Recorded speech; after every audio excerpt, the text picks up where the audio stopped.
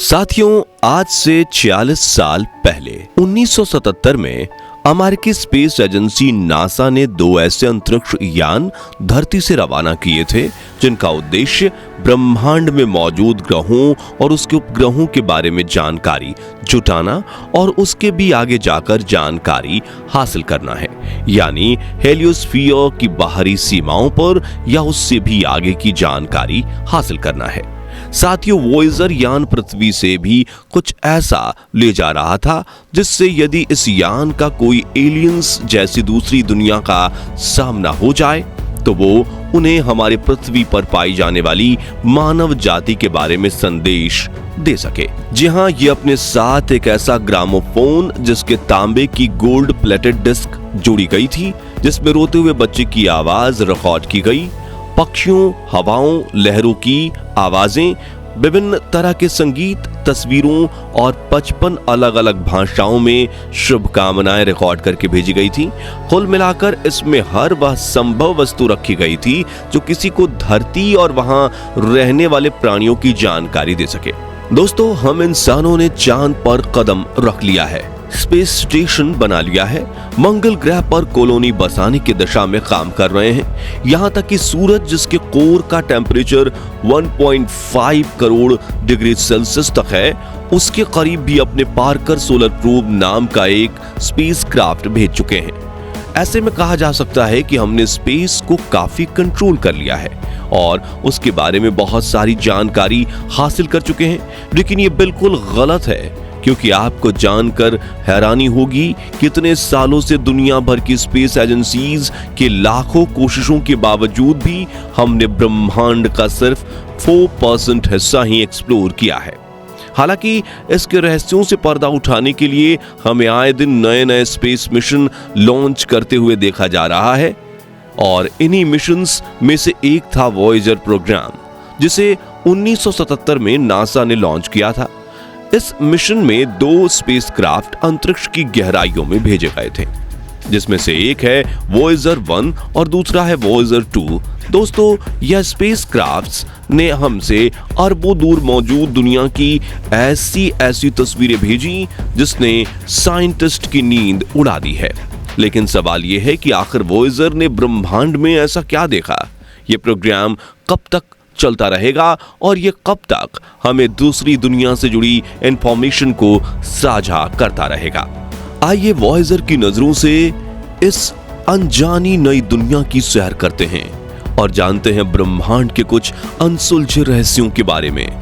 तो साथियों, आज से 46 साल पहले नासा ने एक ऐसे स्पेसक्राफ्ट को अंतरिक्ष की घोर अंधेरी दुनिया में भेजा जिसका मकसद था हमसे करोड़ों किलोमीटर दूर मौजूद शनि और जुपिटर ग्रह के बारे में जानकारी इकट्ठा करना।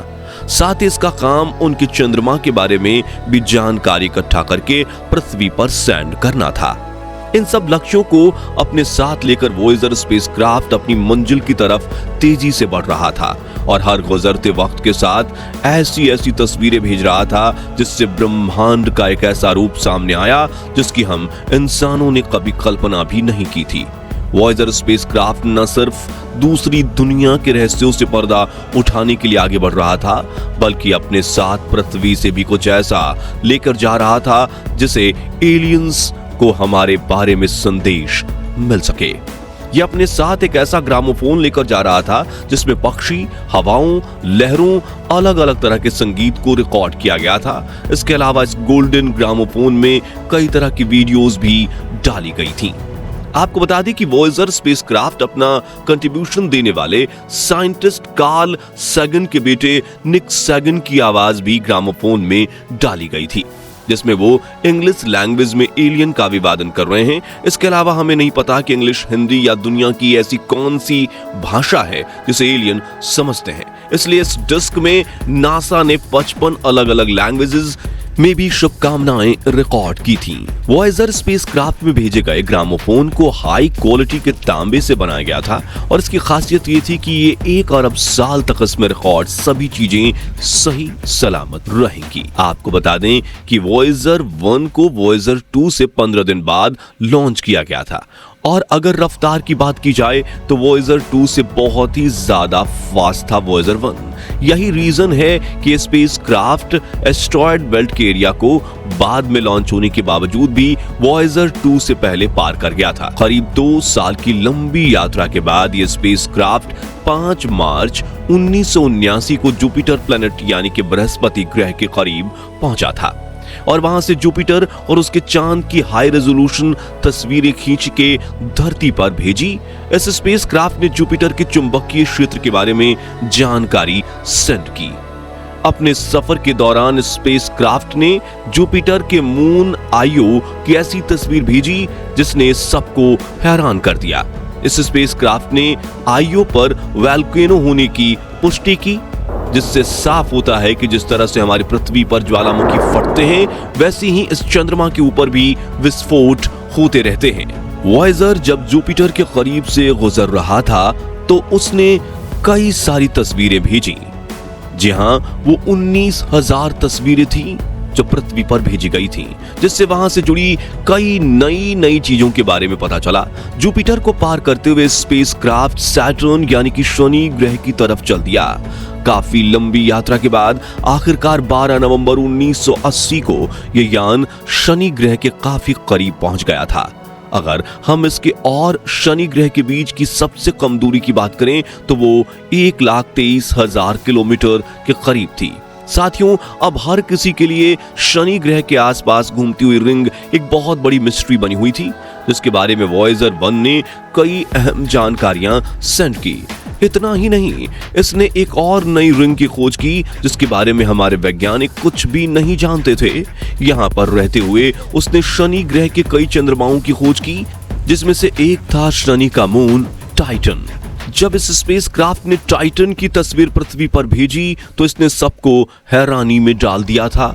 इस स्पेसक्राफ्ट ने सूचना दी कि इस मून टाइटन पर जिस तरह के एटमॉस्फेयर है, वातावरण है, वैसा मानव जाति की उत्पत्ति से पहले पृथ्वी पर हुआ करता था। ऐसे में अगर वहां पर भी पृथ्वी के साथ जो प्राकृतिक घटनाएं हुई, अगर वैसा ही होता है तो काफी संभावना है कि उस जगह पर जीवन पनप सकता है। अब सैटर्न प्लैनेट को गुड बाय कहने के बाद वॉयेजर 1 स्पेसक्राफ्ट बहुत दूर अंतरिक्ष की गहराई में चल दिया और जाते जाते उसने पृथ्वी की ओर मुड़कर 14 फरवरी 1990 को पृथ्वी की एक आखिरी तस्वीर ली, जिसे पहले ब्लू डॉट के नाम से जाना जाता है। इस तस्वीर को 6 अरब किलोमीटर की दूरी से लिया गया था, जिसके क्लिक करने के बाद वॉयेजर ने अपना कैमरा बंद कर दिया और मानो अलविदा कहते हुए किसी गहरे अंधेरे में नई दुनिया की तलाश में निकल पड़ा। अगस्त 2012 में वॉयेजर 1 के हमारे सौर मंडल की बाउंड्री, जिसे हेलोस्फीयर कहा जाता है, उसे पार करके इंटरस्टेलर स्पेस में प्रवेश करने की सूचना मिली और इस तरह से यह पहला स्पेसक्राफ्ट बना जो हमारे सौर मंडल से बाहर निकलकर इंटरस्टेलर स्पेस में दाखिल हुआ। वहीं इसके पहले लॉन्च किए गए स्पेसक्राफ्ट वॉयेजर 2 को इस जगह पहुंचने में और 6 साल का समय लग गया और ये नवंबर 2018 में इंटरस्टेलर स्पेस में एंटर हुआ। नासा वैज्ञानिकों के अकॉर्डिंग वॉयेजर 1 और 2 का लाइफ स्पैन सिर्फ 10 साल के लिए ही था, लेकिन लकीली 4 डेकेड्स गुजरने के बाद भी आज तक वे सही से काम कर रहे थे। इंटरस्टेलर स्पेस में प्रवेश करने के बाद इसने काफी सारा डेटा पृथ्वी पर सेंड किया, जिसमें से एक बहुत डरावनी प्रतीत होने वाली आवाज भी थी। इसने और भी कई सारे साउंड रिकॉर्ड करके भेजी जिन्हें सुनने पर हम जैसा सुनाई देता है। लेकिन आपको बता दें कि अब धीरे धीरे इन स्पेसक्राफ्ट्स के काम करने की ताकत कमजोर होती जा रही है और ये हमसे इतनी दूरी पर हैं कि उनके भेजे गए इंफॉर्मेशन को पृथ्वी पर रिसीव करने में बहुत कठिनाइयों का सामना करना पड़ता है। हालांकि नासा ने इनके सिग्नल्स को जल्दी से कैच करने के लिए पूरी दुनिया में जगह जगह सैटेलाइट डिश लगा रखी हैं। पृथ्वी से इन स्पेसक्राफ्ट्स को संपर्क करने के लिए लगभग यहां से 20 किलोवाट का सिग्नल भेजा जाता है, जिसे वॉयेजर तक पहुंचने में 20 घंटे से भी ज्यादा का समय लग जाता है। इसके बाद यान का एंटेना उस सिग्नल को कैच करके वहां से भी 20 किलोवाट की सिग्नल पृथ्वी पर सेंड करता है, जो यहां पहुंचते पहुंचते बहुत ही वीक हो जाती है। ऐसे में जब पृथ्वी तक आता है तो उसे डिटेक्ट करना बहुत ही चुनौती भरा टास्क होता है। जब वैज्ञानिक इस मिशन से जुड़े हुए हैं, उनका कहना है कि इस समय वॉयेजर ऐसी जगह पर मौजूद है जहां पर सर्द मौसम और अंधेरे के सिवा कुछ भी नहीं है। ऐसे में उसके खराब हो चुके टूल्स को बंद किया जा चुका है और इस सर्द जगह पर बिजली बचाकर उसे गर्म रखने में मदद की जा रही है। फिलहाल ये यान हमारी पृथ्वी से 159.756 एस्ट्रोनॉमिकल यूनिट दूर है और एक एस्ट्रोनॉमिकल यूनिट लगभग 15 करोड़ किलोमीटर के बराबर होते हैं। इसी से आप अंदाजा लगा सकते हैं कि यान हमसे कितनी ज्यादा दूरी पर मौजूद है और ये दूरी हर एक सेकंड्स के साथ बढ़ती जा रही है। ऐसे में ये कहना मुश्किल है कि हम कब तक इस स्पेसक्राफ्ट से संपर्क बना कर रख सकते हैं, क्योंकि इसमें लगी बैटरी भी अपने जीवन के आखिरी चरण में है। वैज्ञानिकों का मानना है कि जैसे जैसे वॉयेजर स्पेसक्राफ्ट हमसे दूर होता जा रहा है, हमें उससे संपर्क करने में उतनी ही ज्यादा समय लगाना पड़ रहा है और हो सकता है कि 2025 तक इसकी बैटरी भी पावर सप्लाई करने लायक ना बचे और ऐसे में इसके उपकरण बंद हो सकते हैं और हमारा इन स्पेसक्राफ्ट से संपर्क टूट सकता है। तो जब ऐसा होगा तब हमें लगेगा कि मानो स्पेस की अंधेरी दुनिया में हमने अपने एक साथी को खो दिया। आज के लिए बस इतना ही। वीडियो अच्छी लगी हो तो इसे लाइक और शेयर जरूर करना और अगर आप चैनल पर नए हैं तो चैनल को सब्सक्राइब भी जरूर करें। मिलते हैं जल्दी ऐसी एक और वीडियो में, तब तक के लिए गुड बाय।